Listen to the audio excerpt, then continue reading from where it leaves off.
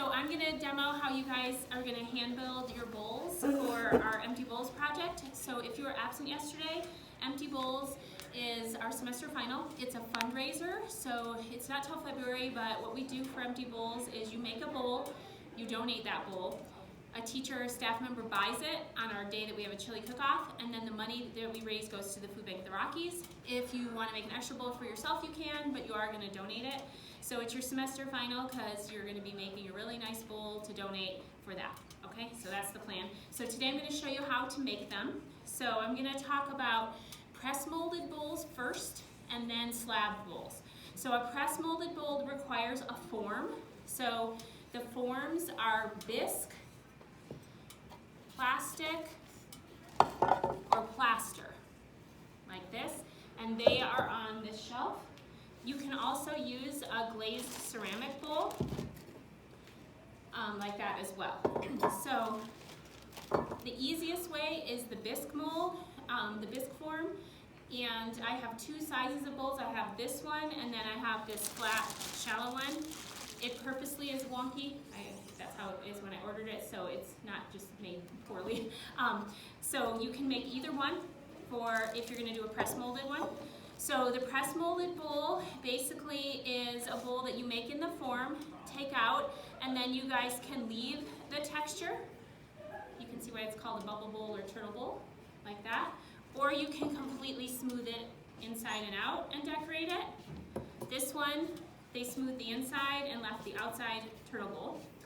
This one, they left some of the texture inside, but it's still okay to eat out of, and they added feet to. And then this one is done with slab clay and a cookie cutter. So I'm going to show both of those methods. So you start with your bowl, and then you get clay.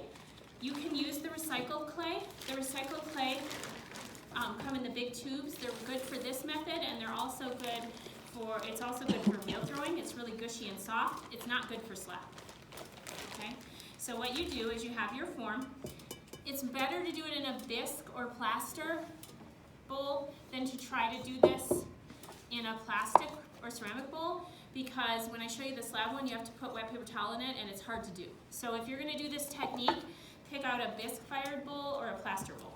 So what you do is you just take, you can make them all the same size balls of clay, or you can make different sizes, and you just roll up a bunch of balls of clay. If you work quickly, you don't have to keep it in a plastic bag. Otherwise, you should have a plastic bag near you so that you can use that. So what you'll do is you'll take your balls of clay and you'll put them inside and give them a little squish, and then overlap that squished ball and smear it together. This is the fastest way to do a bowl. So you just keep putting them in there and smearing and overlapping all the way until you get to the top. When it's done, I made a pre-made one like a cooking show. When it's done and it's all the way to the top, this would be a paperweight, not a bowl, okay? So you need to smooth it really well, and then even take a loop tool and scoop out some of it because it's way too thick. So you won't leave it like this, but for time I'm not going to show you how to scoop it all out because you know how to do that from T-bowls. Then it can immediately come out of the form, and you've got your turtle bowl that you can either leave flat, totally smooth out, add feet to. So this is too thick. So if it's still this thick, make sure it's really smooth out, carve out some of that with the loop tools, and then that's good to go. Okay? If you don't smooth the inside well, it'll come apart in the firing or chip, like this bisque fired one.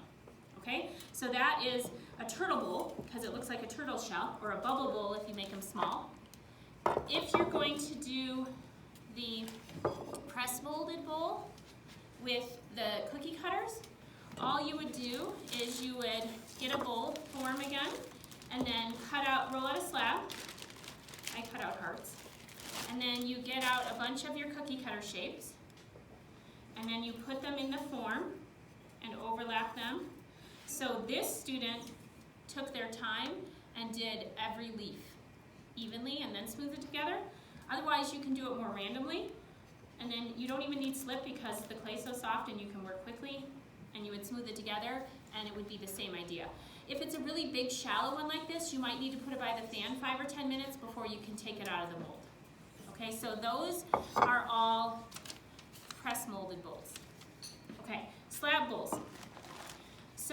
If you want, I have these large slab mats. They're for hand rolling clay. They're behind the wedging table. Don't use the slab roller ones. So look at this, pay attention. When you cut your piece off, it's just like how we did with the cup. You take the big block of clay and you cut the long way, but this is really important, make sure you're listening. You don't put it in the slab roller the long way or hot dog. Put it in the slab roller the wide way or hamburger. Otherwise, your slab won't fit over the mold. So make sure you're doing that. And then pick your form. So I'm going to talk about hump first. So a hump mold is over the hump. So you can use any of these bowl forms as a hump mold. It's like a camel hump. So if you're going to use plastic, like this, or like this one, you need to take paper towel.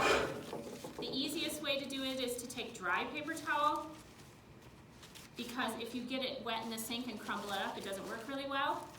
And then just spray it with water. If you forget to do this and you put your slab right onto plastic, or basically anything that isn't bisque fired, like fired ceramic or that kind of thing, it'll stick and you can't get it off, okay?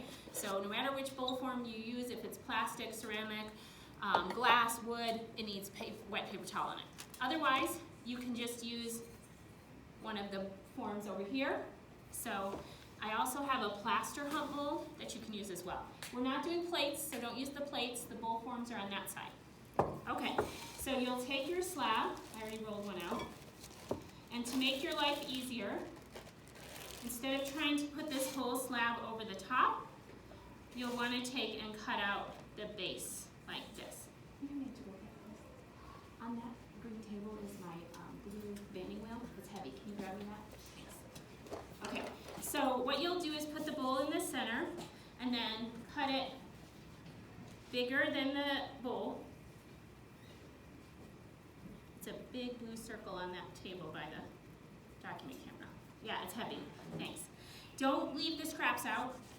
Put them in a plastic bag or put them into the, thank you, it's heavy, I know. Or put them into the bin so that they don't dry all out. Here's my scraps. You can use that for feet or stuff later if you want. Okay, so you can put it on the top and then gently press it down. You might have overlaps. So if you have an overlap, watch, make sure you can see. You can press it down. If you're behind me, I don't think you can see. So you can press it down and kind of smear it. It probably will create an overlap inside too. Technically, you can cut these triangle slits out of it and make it that way, but this works as well. So the next part is very similar to how we trimmed our cups. So get a banding wheel. Remember, there are two parts, okay? Take your needle tool. Don't hold it like a pencil. You hold it like this. And you put it here. It's easier if you stand up, and then you just trim it like this by turning it. Okay, so this needs to sit by the fan to firm up, because if you try to take it off the form now, it won't hold its shape very well. It's kind of floppy. So you'll put it by the fan, let it firm up 5 minutes, and then turn it, let it firm up another 5, like 10. We want to try to get them off the mold the day you make it, because I don't have enough molds for all 3 classes. Just Ceramics 1, Mrs. Dowling's classes are doing it. Mr. Chamness has 2. He's doing his in January. So the forms are over here. So you want it leather hard, and you want to be able to take it off the form. If it's not leather hard by the end of class, you can just take a Ziploc and wrap it with the form in the bag, and then it'll be leather hard the next day. Okay, here's the disadvantage of using this pre-made bowl. It leaves the circle inside. So once it's leather hard, you can take soft clay and smooth that so that your spoon doesn't go inside of it. So that is a hump mold. You can use plaster, plastic, any kind of form you like. Just remember that if it's not bisque fired or plaster, then you have to put with paper towel in. These are slump molds. You can also use these as slump molds, but they're really hard to do. I would use this as a hump mold. If you want to use a slump mold bisque fired bowl, use this one. Okay, so to do the inside for a hump mold, like this, instead of trying to shove the clay in and poke holes in it, this is how you do it. You hold the edges and you drop it. And it will start to take form. And then, instead of trying to push the center, take the edges and coax it down. And it's good to have a banding wheel to kind of turn it.